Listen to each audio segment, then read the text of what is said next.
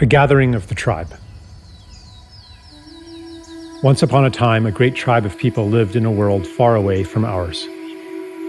Whether far away in space or in time, or even outside of time, we do not know. They lived in a state of enchantment and joy that few of us today dare to believe could exist, except in those exceptional peak experiences where we glimpse the true potential of life and mind. One day, the elders of the tribe called a meeting. They gathered around, and one of them spoke very solemnly. "My friends," she said, "there is a world that needs our help. It is called Earth, and its fate hangs in the balance. Its humans have reached a critical point in their collective birthing, the same point our own planet was at 1 million years ago. And they will be stillborn without our help. Who would like to volunteer for a mission to this time and place and render service to humanity?" "Tell us more about the mission," they asked. "It is no small thing. Our shaman will put you into a deep, deep trance, so complete that you will forget who you are. You will live a human life, and in the beginning, you will completely forget your origins. You will forget even our language and your own true name. You will be separated from the wonder and beauty of our world and from the love that bathes us all. You will miss it deeply, yet you will be unable to name what you are missing. You will remember the love and beauty that we know to be normal only as a longing in your heart.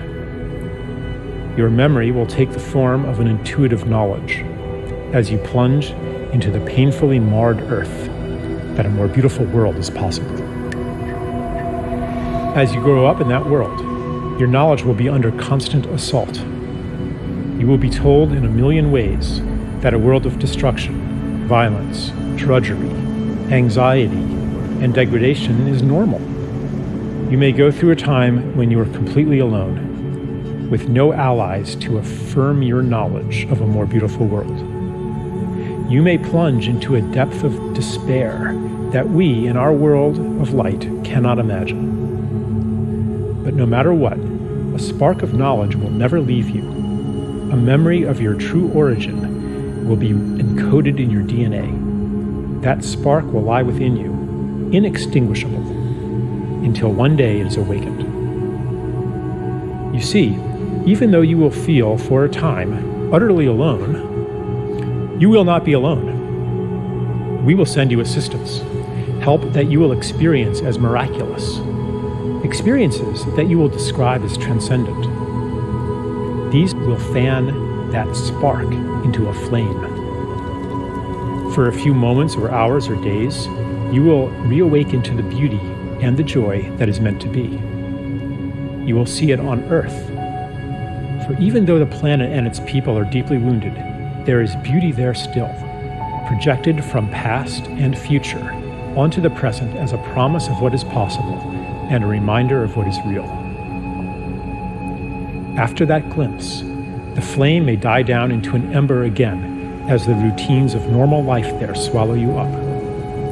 But after each awakening, they will seem less normal, and the story of that world will seem less real. The ember will glow brighter. When enough embers do that, they will all burst into flame together and sustain each other. Because remember, you will not be there alone. As you begin to awaken to your mission, you will meet others of our tribe. You will recognize them by your common purpose, values, and intuitions, and by the similarity of the paths you have walked.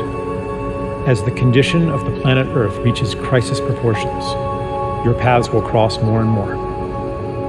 The time of loneliness, the time of thinking you might be crazy, will be over. You will find the people of your tribe all over the earth and become aware of them through the long-distance communication technologies used on that planet. But the real shift, the real quickening, will happen in face-to-face gatherings in special places. When many of you gather together, you will launch a new stage on your journey, a journey that, I assure you, will end where it begins right now. Then, the mission that lay unconscious within you will flower into consciousness. Your intuitive rebellion against the world presented to you as normal will become an explicit quest to create a more beautiful one. A woman said, "Tell me more about the time of loneliness, that we might prepare for it." The elder said, "In the time of loneliness, you will always be seeking to reassure yourself that you are not crazy. You will do that by telling people all about what is wrong with the world, and you will feel a sense of betrayal when they don't listen to you. You might hunger for stories of wrongness, atrocity, and ecological destruction, all of which confirm the validity of your intuition that a more beautiful world exists.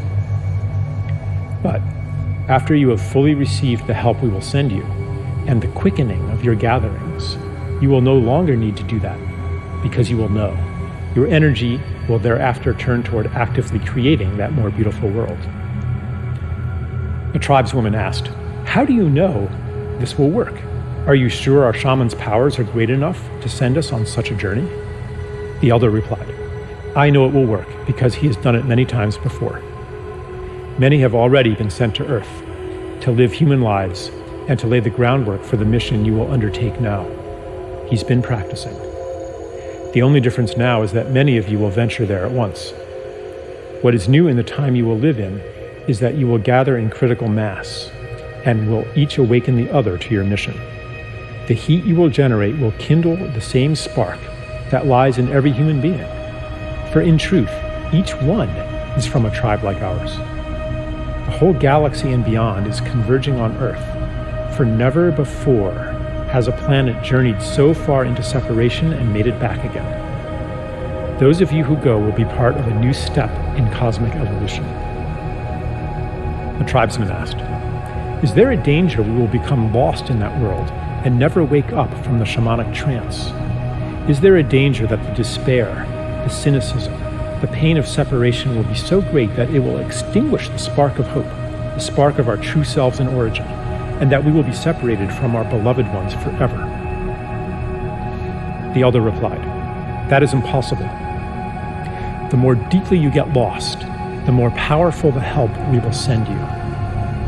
You might experience it at the time as a collapse of your personal world, the loss of everything important to you. Later, you will recognize the gift within it. We will never abandon you." Another man asked, "Is it possible that our mission will fail and that this planet Earth will perish?" The elder replied, "I will answer your question with a paradox. It is impossible that your mission will fail, yet its success hangs on your own actions. The fate of the world is in your hands. The key to this paradox lies within you, in the feeling you carry that each of your actions, even your personal secret struggles, has cosmic significance. You will know then, as you know now, that everything you do matters." There were no more questions. The volunteers gathered in a circle, and the shaman went to each one. The last thing each was aware of was the shaman blowing smoke in his or her face. They entered a deep trance and dreamed themselves into the world where we find ourselves today. Here we are. Yeah, here we are. Here we are.